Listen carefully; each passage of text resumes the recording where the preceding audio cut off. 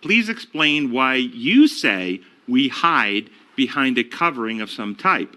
What about Zechariah's statement about God covering us in a righteous covering? So I don't say we hide behind a covering. I say part of the misrepresentation of these beautiful metaphors is that people teach that our sin is covered, or we hide behind a robe of righteousness, so when the Father looks at us, he can't see our wickedness. This is how it's taught. I don't teach that. I think that's the fraudulent teaching, and there's multiple ways people teach hiding from God. An intercessor that stands between us, a robe that covers us, blood that erases records, all types of things that are designed to hide us or protect us from God. I don't teach that. I teach reality, and these metaphors teach a beautiful reality in the design law view, and one of the founders of the Adventist Church, I can find this. Yeah, here it is. These are 3 different quotes from Ellen White about what this metaphor actually means. Christ Object Lessons 3:11. When we submit ourselves to Christ, the heart is united with his heart. The will is merged with his will. The mind becomes one with his mind. Notice what's happening here. Where's action taking place? Inside the heart and mind of the believer.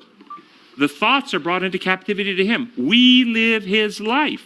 This is what it means to be clothed in the garment of his righteousness. That's what the Zechariah prophecy is talking about. Take away his filthy garments, which are symbolic of his filthy character, and dress him in righteous garments, which are symbolic of our thoughts, mind becoming renewed and reborn in holiness, that we actually become holy people.